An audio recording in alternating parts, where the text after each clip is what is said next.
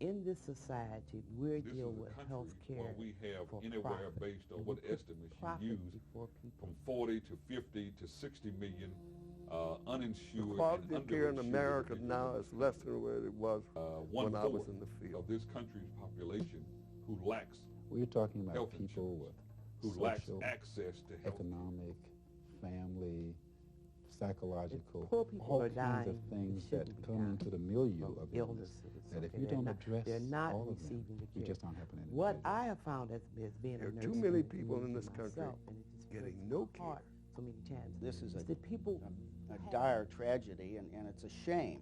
This country is a disgrace we have in the here world. Other countries is of Europe is the look decline of down the on the United hospital, States and wonder not how we only can as be an so institution primitive for the in delivery our health care of medical delivery and hospital system. care services, but Hospitals also in the decline black of community an institution pay more that of a was price part from these of the changes black than any community others. in so many other different kinds of ways.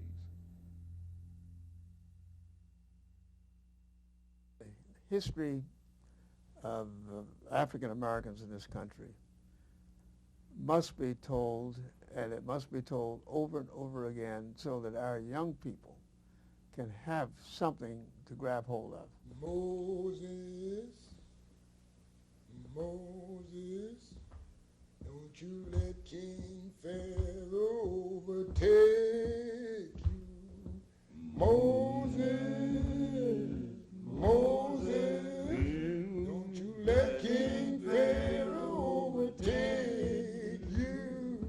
Moses, Moses, don't you let King Pharaoh overtake you.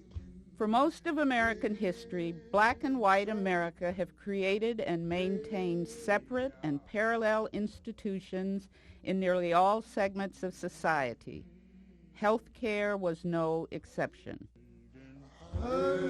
Chariot coming in some lonesome graveyard. To really understand Homer Phillips Hospital, you have to know the story of First of all, one has to recall how the country was at that time.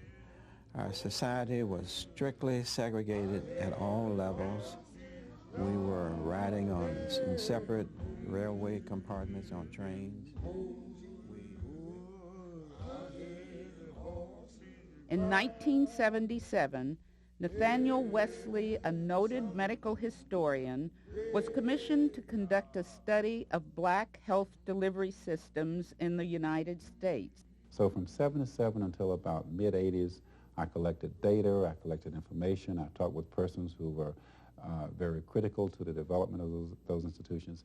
In his findings, he categorized the 100-plus year history of black hospitals into 5 developmental stages: the segregation era, the search for respect, the integration movement, the civil rights years, and the struggle for survival. I hear the chariot coming.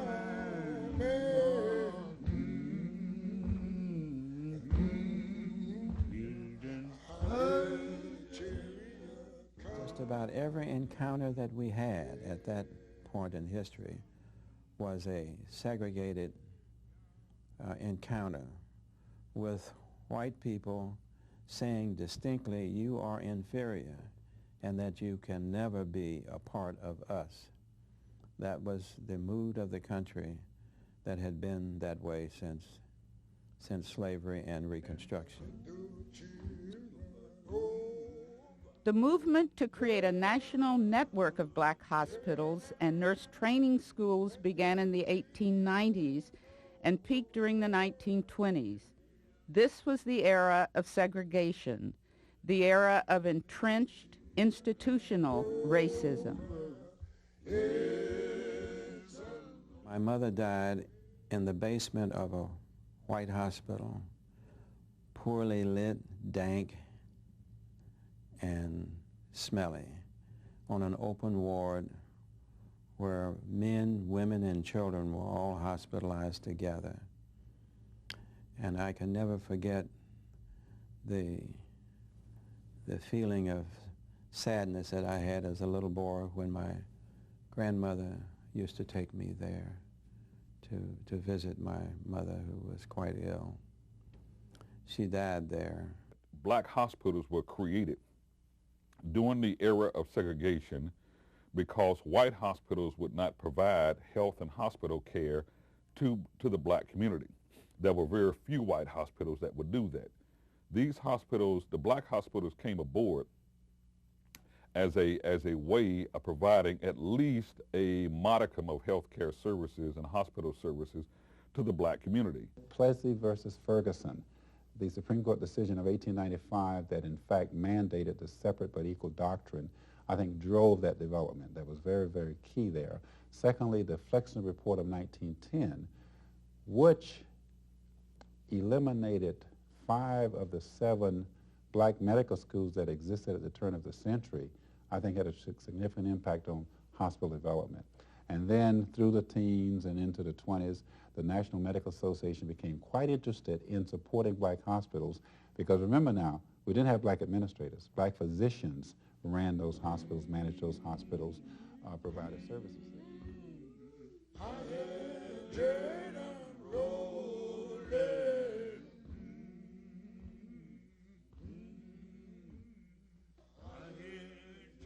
Search for Respect, doing from 1923 to 1945, is when you saw a dramatic increase in the number of black hospitals to grow around the country, particularly in your southern states. It covers the 30s, where President Roosevelt brought in the Social Security era and Social Security payment. Blue Cross was founded. So a lot of things happened there. This is the time period in which blacks pooled their resources to establish hospitals, or philanthropy organizations provided money to help with the establishment and or development of black hospitals. The Rosenwald Foundation, which happened to be the Seals and Roebuck people, believe it or not. The Duke Endowment, which poured tremendous amounts of money into hospitals in North Carolina. And incidentally, North Carolina had the greatest number of Negro and black hospitals over the years, and the tobacco money really funded that. So the Duke was putting money in, and also the General Education Board, which were the Rockefeller family, which of course we know founded Spelman, but they put just a lot of money, a lot of support behind the development of black hospitals. You had the rise of the National Medical Association, which started prior to then, but it began to exert its influence during this period. You had the rise of the Black Hospital Association that began to exert its influence during this period. It was a matter of knowing that we had great institutions. They were growing, they were being developed, and why can't we be recognized as quality institutions? So from 1923 through the 1940s, you had an era in which the black physician pretty much came into his or her own. You had the rise of black nursing, the black nursing profession as a profession. So this was an excellent period for blacks to begin to show that they could accomplish things. The self-respect, the training, the discipline, and so forth.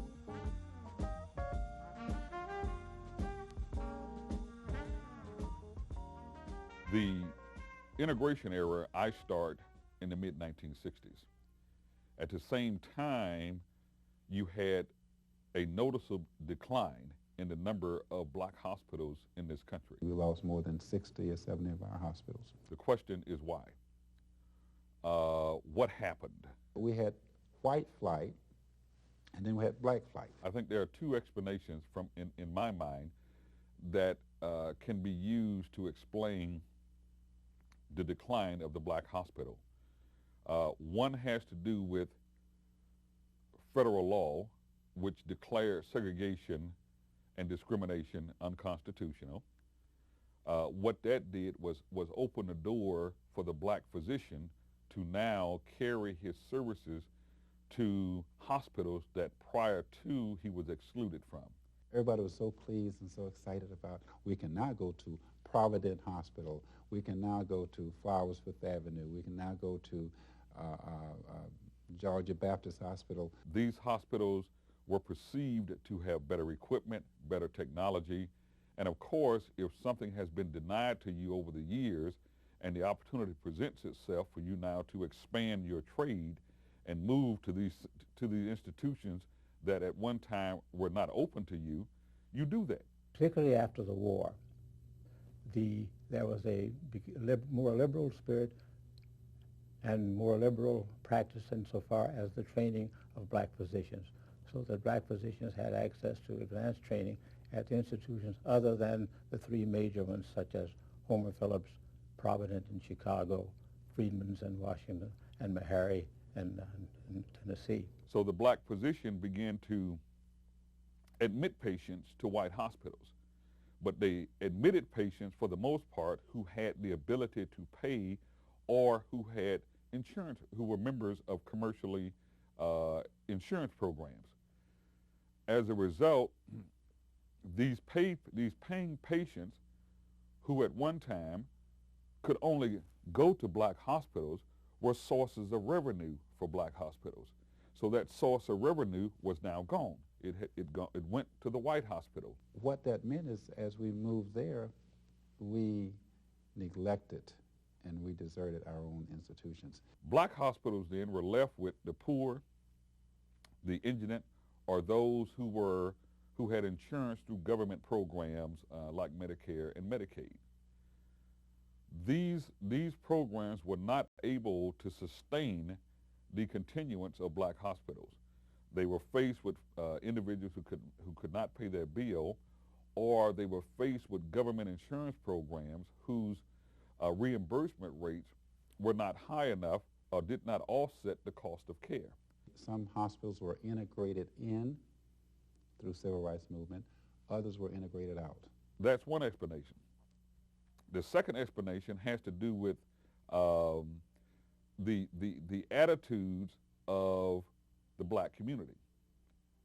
I mentioned the black physician earlier. I think the black community also took on the attitude that if it's white, it had to be right. This affirmative action and equal opportunity permeated our governments, state, local, and federal, into the early 80s and to the late 80s. Then there was black flight. They began to go to the white hospital to receive services, hospital care, or what have you. As a result, again, moving the revenue base from the black hospital now to the white hospital. That's the black flight. It had a more devastating effect on these hospitals than white flight. We have to take some responsibility for our own actions and our own behaviors. And in this case, I think the black physician as well as the black population has some role to play in the decline of the black hospital in this country. In 1971, there were about 7,500 hospitals in this nation. Today, it's less than 6,000. So all hospitals have suffered, but my point has always been hospitals in the black community pay more of a price from these changes than any others.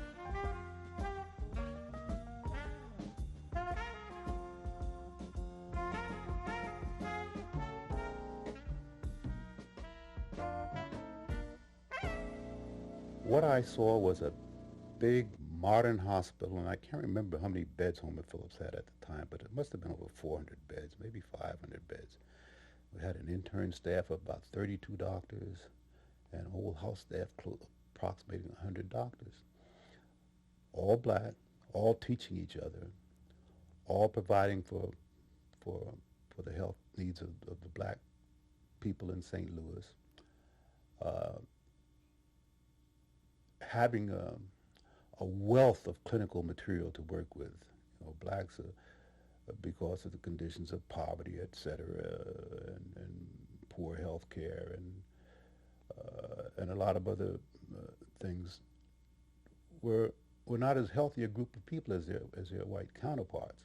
And so as a result, we saw more diseases associated with poverty and with minority ethnicity. We saw a lot of cancer in advanced stages because blacks didn't have access to early diagnosis and treatment.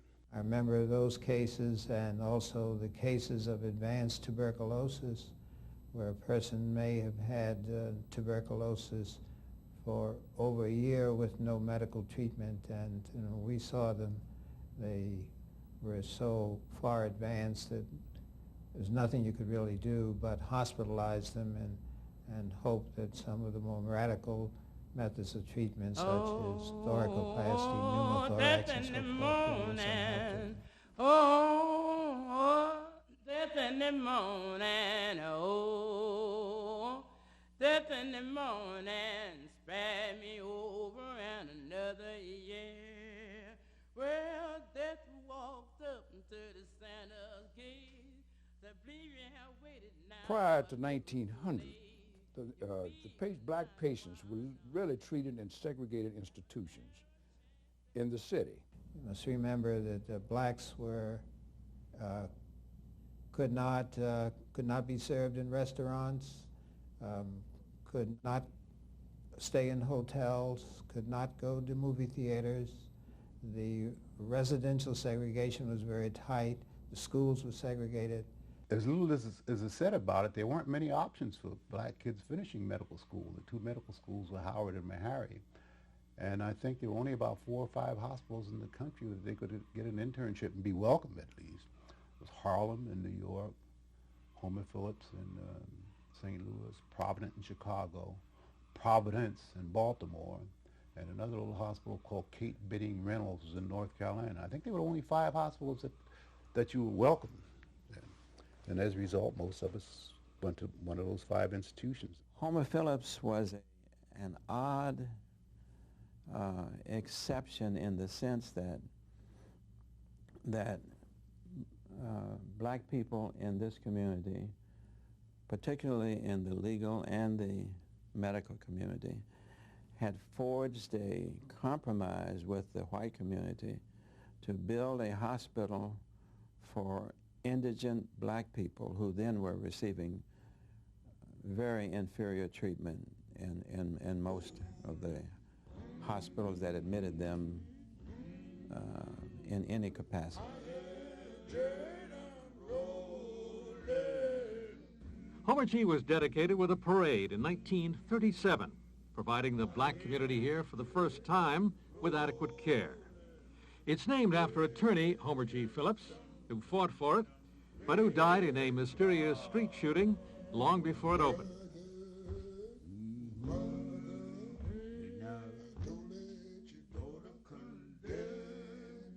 When the hospital opened, it was a tremendous big institution. It had 600 and some beds. I mean, you came from something, a shack, to a palace. And everybody, when they drove by it, when they looked at it, they felt that this is mine.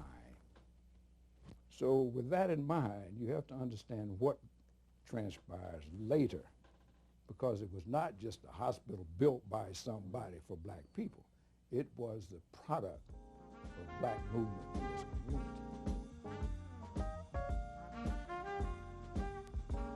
Not unlike nearly 500 facilities throughout the country, Homer G. Phillips Hospital grew out of a segregated medical care system.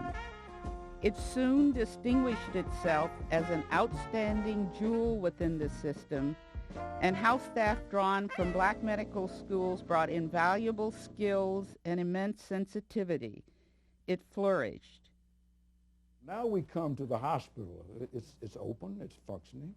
You've got a big family that's together and what their purpose is. Number one, to take care of indigent patients. Number two, to train black people. And number three, to supply economics to this community, which it did. The number of people who were hired to sweep the floors, the number of people who cooked, the number of people who did the laundry, all of that was a big financial boom to the black community. So again, we've got money, we've got pride, we've got everything tied into an institution. Not many like that in this whole country, believe me. Homer G. Phillips provided that sense of pride, that sense of community, that sense of accomplishment, that sense of being there, when we need you? It was an all-service hospital. We had all the residencies available: surgery, medicine, pediatric, ophthalmology. So we were a full-service hospital. It was the largest center for training of Negro physicians in the country. The whole driving force at Homer G was excellence in taking care of patients. That was what was preached. The main thing was excellence in taking care of patients, because we knew that we were black, and we knew that going into the world which was changing, that we had to be better than the white surgeons. We had to be better. We had the things that they could do and the errors that they could make. We knew that we were not going to away from it.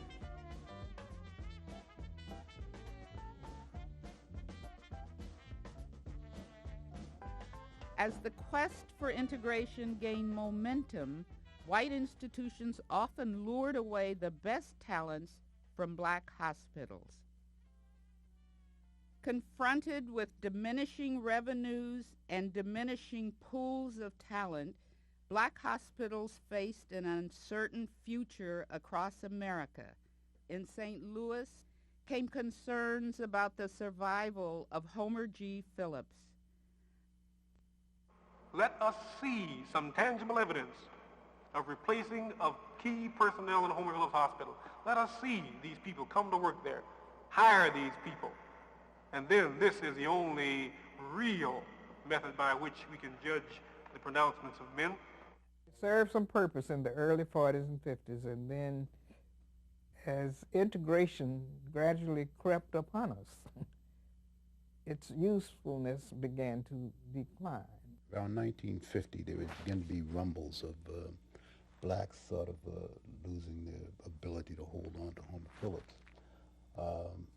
But even before then, we noticed that white residents from other hospitals around St. Louis would like to come to our ward rounds because they saw so much pathology that they didn't see in their own hospitals. And a lot of our visiting faculty were professors from the white medical schools, and I think they would go back and tell their students. And as a result, they sort of wanted to start opening up Homer Phillips to white residents from the other hospitals, and we resisted it strenuously. We said, we can't go there. Why should they come here? And that was the beginning of a lot of strife, and I could see when I left there that things weren't going to go too well, and I left there in '51. It was not satisfying the purpose for which it was originally set up, and that was to educate black physicians and nurses, because black physicians could go anywhere to any of the hospitals. Previously, we had doctors who graduated from Harvard and the big, the big schools out east, Ivy League schools, come to do their internship and residency at Phillips. But that was no longer happening. The hospitals in the universities were opened up to us, and many of us went to those hospitals to do training. My training was under Washington University. Many other people went to other places. So hospitals like Homer Phillips had a hard time getting quality physicians to come to their aid.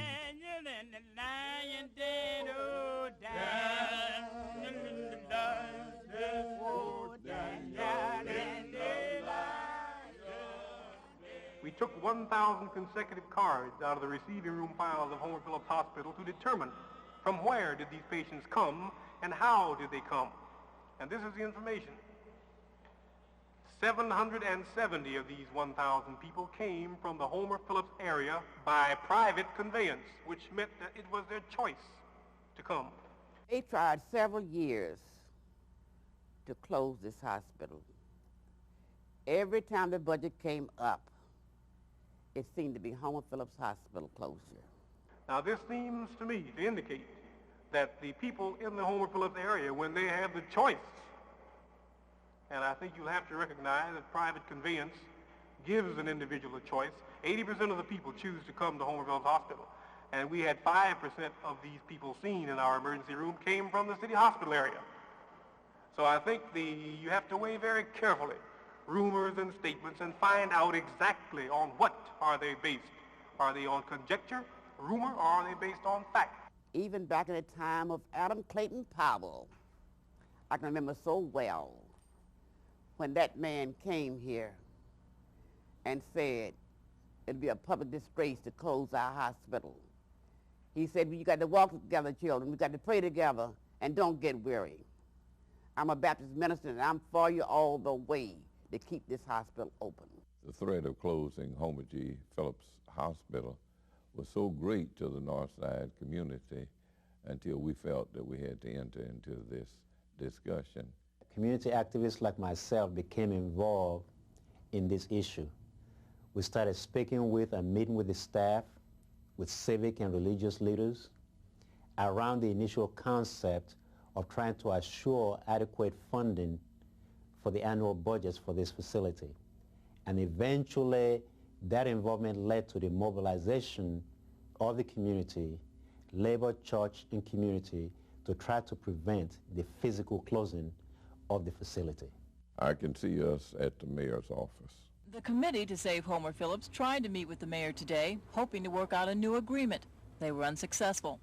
Mayor Conway, though, will hold a meeting with his administration to assess what happened today and what its next step will be. This is Cynthia Todd, Channel 5 Eyewitness News. I can see press conferences that are being held. I can see clergymen leaving those press conferences and pledging that they will really form a body chain that will not permit the hospital. A couple of hundred North Side residents, civic and religious leaders marched on the hospital they hope to save tonight. Organized by the African Methodist Episcopal Church, the protest group argues that Homer Phillips is needed for the stability of the neighborhood, jobs, as well as medical care. We think that the Homer G. Phillips proposition is one symbolic of a nationwide denial of medical services for black people. As a black church, we must demand that black people be given their jobs for their taxes, given medical care for their services, and to be given the same respect and the same stability as the rest of this city. In this particular city, we are concerned as a church to serve as a catalyst to bring forward that support to get to the decision makers through demonstrating and through lobbying and through voting that we will in fact demand that this hospital stays here to service this community. The Board of Estimate and Apportionment is awaiting the final details of the consultant's reports on consolidating the city's health services. The issue then goes to the Aldermanic Ways and Means Committee before going to the floor of the Board of Aldermen, where a big battle is expected. It looks like the final decision on the big controversy is at least 2 to 3 weeks away. I'm Tom O'Neill, Channel 5 Eyewitness News. I can see people camping outside on the hospital grounds, trying to make sure that the hospital isn't going to be closed.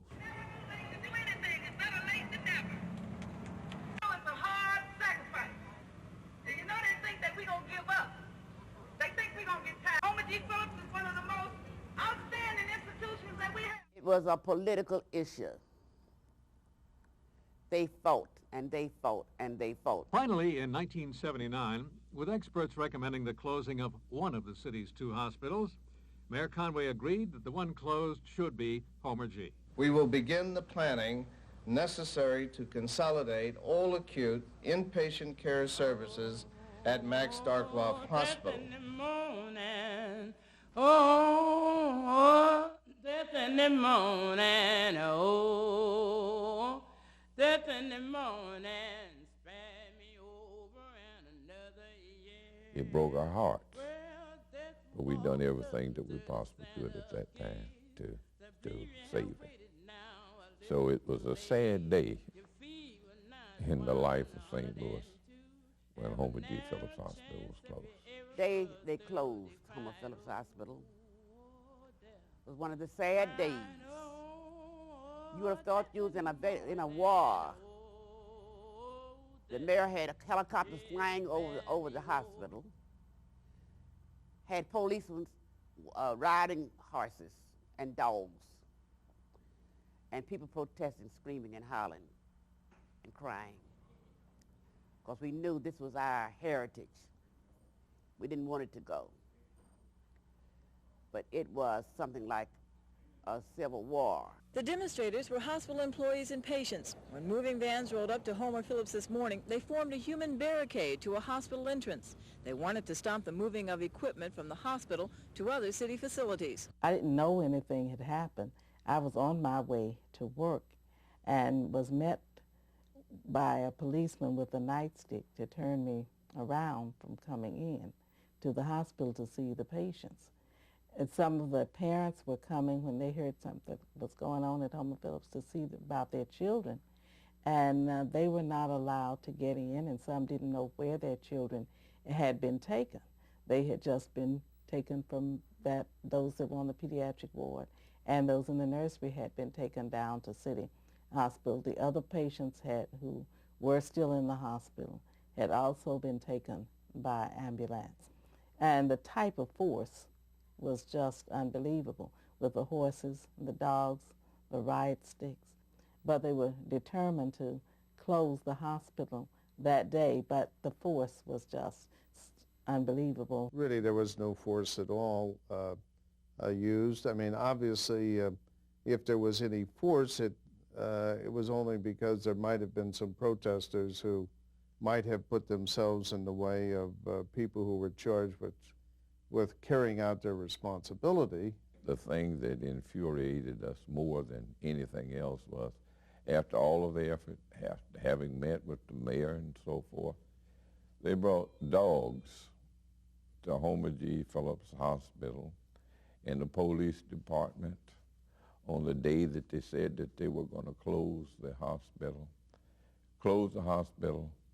and then bragged about it, how easy it was for them to close that hospital.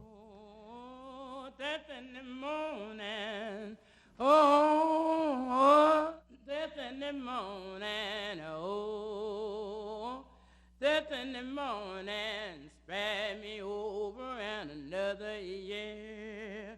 Well, death walked up to the Santa's gate. I believe you have waited now a little too late. Your feet were not 102. Have a narrow chance if you ever put through the cried.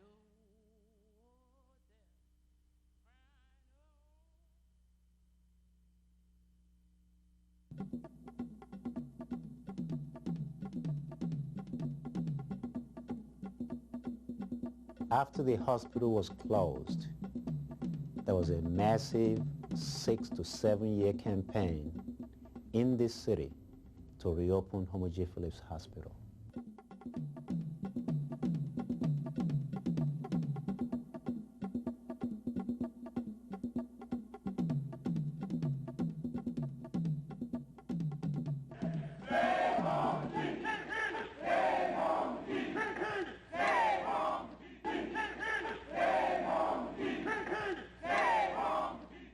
The Homer Phillips supporters stopped their procession on Skinker, then walked up Westminster to the home of Mayor Vincent Shamel, and they were carrying a symbolic casket.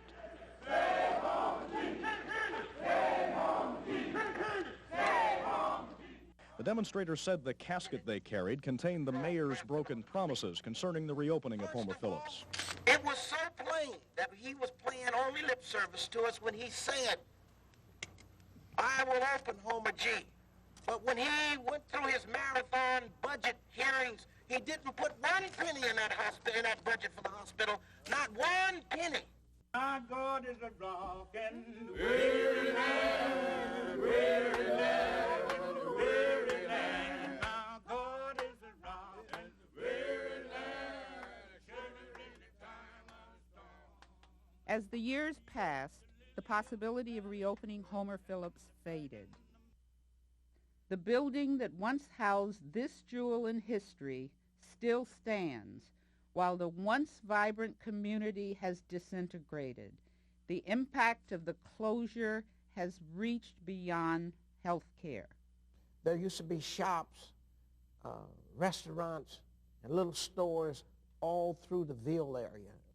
The first high school west of Mississippi, which is Sumner High School, was built there. The first brick building built by black money and owned by a black woman, the Poro building, was built there. The first orphan home for black youngsters west of the Mississippi, Annie Malone, was built there. The first school for handicapped youngsters, which was Turner Middle School, was built in the Ville. And the first hospital built for black people, run by black people, to serve black people, was built there, which is Homer Phillips Hospital, was right there in the Ville. But after they closed the hospital, those stores and those shops dried up because of the economics of those 1,000+ people that worked at Homer Phillips.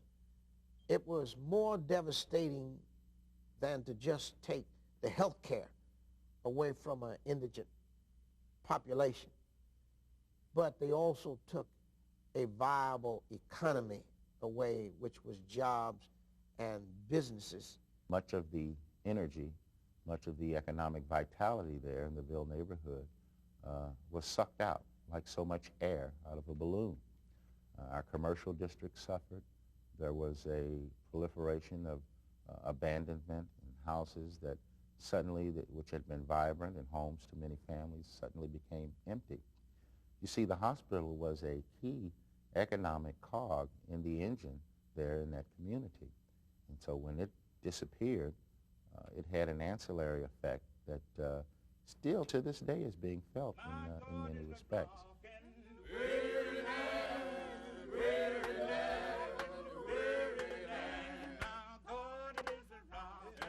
20 years after men, women, children, and machines were moved from the building, Zenobia Thompson, a graduate of Homer G. Phillips School of Nursing and former staff nurse at that hospital, took us on a journey behind its closed doors.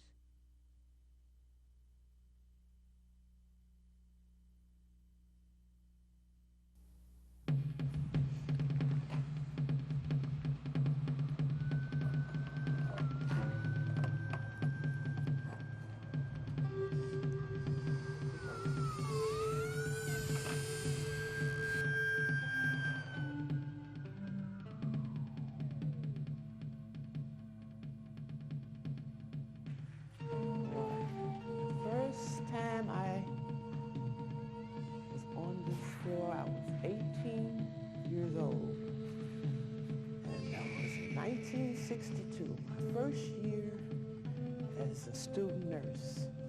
It was really amazing. I felt so proud to be a part of Homer G. Phillips. I mean, everybody in the community was proud of Homer G. Phillips nurses, and I was very proud. I felt very proud.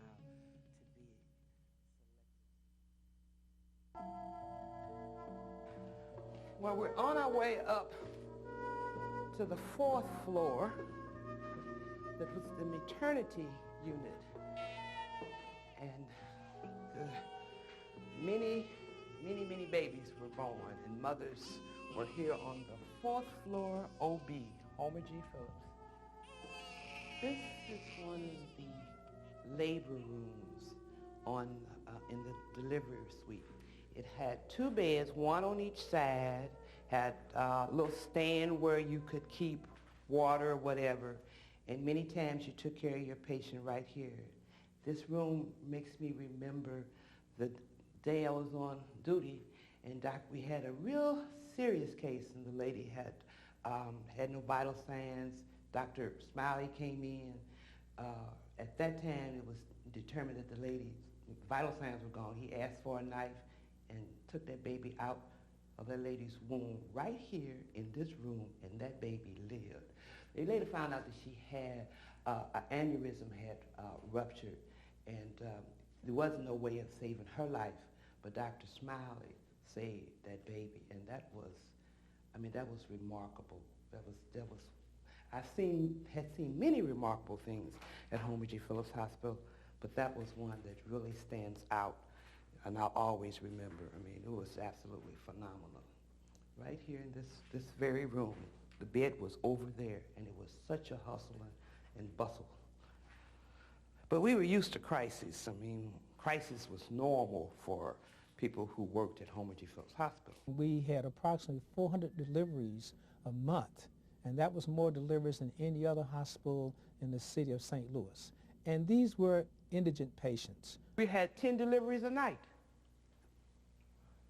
I mean, we had so many deliveries, we'd have to, when someone delivered their baby, and was done with the delivery, we give the lady her baby on her stretchers, and you hold on to your baby, because we'll move you right here and move somebody else in there. You hold on to your baby. One of the leading indicators of healthcare back in the 40s and even now is the rate of infant mortality, especially in high-risk groups like African Americans living in the inner city. And what's quite impressive reviewing the public health documents of Homer G. Phillips Hospital is the low rate of infant mortality. This is an index of the level of care by our obstetricians and the gynecologists, and again, it's just an index of the overall standard of care afforded to that community. This is the operating C room, which is one of the main operating rooms. There were two that surgery was performed. Geez, this room would be bustling with people, doctors, interns, nurses, anesthesiologists. This was a very learning room, and this was a very caring room. As Dr. Mitchell used to say sometimes they would cheat the Grim Reaper because many lives were saved in these four walls. A lot of the surgical services and the emergency rooms just worked. I remember the first night I worked on a surgical service, and I looked up and the sun was coming. I said, I'll be damned, I worked all night. And this was very common, very common. But you didn't mind because there was a lot of, not monetary reward, but personal satisfaction for knowing that you were becoming a very good doctor and becoming skilled at what you knew how to do. Money was not an item, but the important thing is that nurses worked overtime. There was no 8-hour schedule. You worked until you finished, until the patient was stable. If you're really sick unto death, or if you're hurt, or you're shot, or you're in a bad accident, the best place to go was Homer G's, because we believed in emergency services. We had a terrific emergency department. We had physicians. We had doctors who could really do their stuff. They really knew their business. And when I left there was no doubt in my mind that I was a good surgeon. It was not uncommon for me on a Friday or Saturday to have 3 or 4 victims of shootings, and I would always take them to Homer Phillips because I knew that that trauma staff that they had there were the best. And I just don't recall anyone that we ever took in there alive dying. Now, they might have been, but most of the time, they were able to save those individuals. And I thought that was just extraordinary that a hospital was able to do the things that they did. I recall us using the radio to notify Homer G. we're coming in with a serious gunshot wound. And when we arrived, they were there in the driveway with the gurneys, the doctors, the nurses, the team waiting to start working on these individuals. And I think that's a credit to that hospital because they took that job very, very seriously, and they did an excellent job. And that's the thing that struck me more than anything about that hospital. When I was rushed to Homer G. Phillips Hospital, I was shot 4 times. And most of the people in St. Louis that are around today, still around, they know that. And my injuries were in my right leg, left leg, right hand, and in my abdomen. And through all of that, I survived it. So you can't say that there's not a God above, because between God and Homer G, I'm here. That hospital was the best, even to the point that most African-American police officers would say, if something would have happened to me, you make sure I get to Homer Phillips. It was a very, very busy place. But yet, they did a pretty good job. The unselfishness and the vision and the dedication of that small group of physicians who made it possible for all of the others of us who came along. I don't think too much could be said about that, and to me that is the core of the Homer Phillips experience. Phillips, we love you proudly 'cause we are part of you. Since the world must suffer, teach us to discover all of the best ways of serving. Make us be humbly deserving.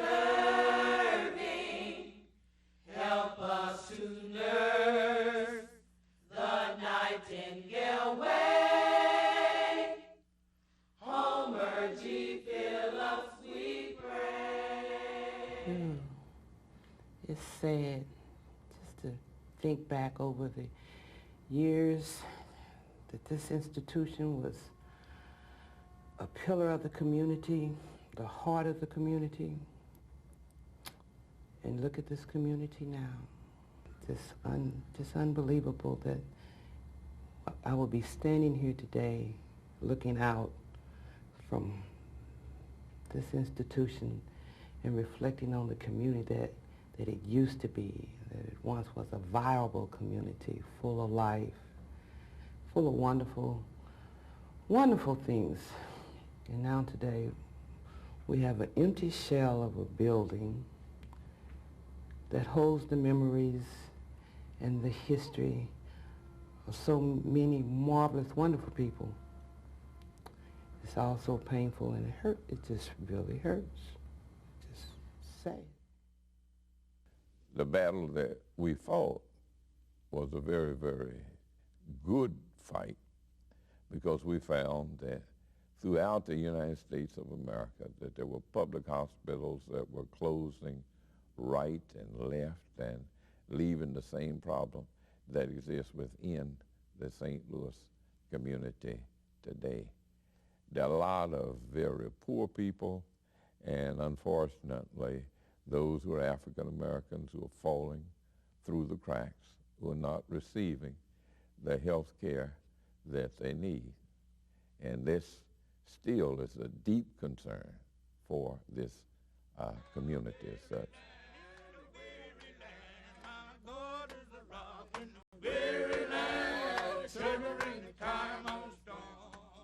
2 decades after the doors of Homer Phillips were closed, the city of St. Louis, and indeed cities across the country, still wrestle with care for its indigent, its uninsured, and its underinsured. Minorities bear the brunt of a failed national health care system. The closure of Homer Phillips was symbolic of what had happened to a lot of predominantly African-American hospitals. They were more than just a hospital. It was almost a central social focal point for the community. It served to educate a lot of black Americans in the health sciences. I don't believe the country then or even now fully appreciates the contribution that these institutions made. They were victimized by the healthcare dynamics of the time. It was financial, even though they were supported by churches and the community at large. They had no large pools of financial resource to keep them going. And I don't believe that the country still realizes what a bargain these hospitals really were. There are too many people in this country getting no care. The private hospitals are not taking these people in. If they don't have Medicare or something, they give them some medication and get rid of them. The quality of care in America now is less than what it was when I was in the field. Even though very, very wealthy people or people with very, very good insurance can get excellent health care, the vast majority of the population, and probably about 50 million people, don't really have any adequate health care system at all. And this is a dire tragedy, and it's a shame. This country is a disgrace in the world. Other countries of Europe look down on the United States and wonder how we could be so primitive in our health care delivery system. The U.S., of course, has the best health care system in the world, but the best for whom? It is the best for only those who are able to afford it. That's where our problem is. And the U.S. is one of the few democratized countries in the world where you end up with what I refer to as a 3-tier healthcare system. That first tier being the healthcare for the rich and famous. That second system being healthcare for those who are insured through commercial insurance programs. And the third tier being healthcare and hospital care provided to government-sponsored insurance programs, Medicaid, Medicare, and what have you. As the most prosperous democratic nation in the world. Why should this country subject its citizens to inadequate health care? And this is to include African Americans, the poor, and the indigent. There is a need for institutions who make it their primary mission to care for underserved communities.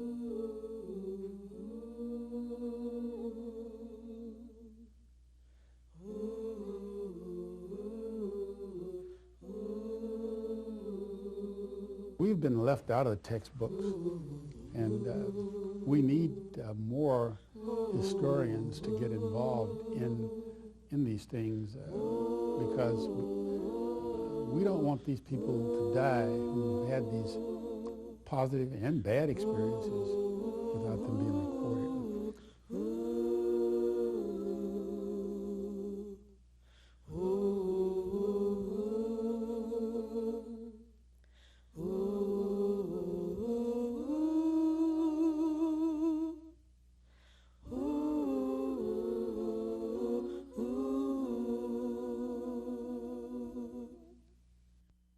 Homer G. Phillips, we love you proudly 'cause we are part of you. Since the world must suffer, teach us to discover all of the best ways of serving. Make us be humbly deserving. Help us to nurse the nightingale way. Homer G. Phillips, we pray. Homer G. Phillips, we love you proudly 'cause we are part of you. Since the world must suffer, teach us to discover all of the best ways of serving. Make us be humbly deserving. Help us to nurse the nightingale way. Homer G. Phillips.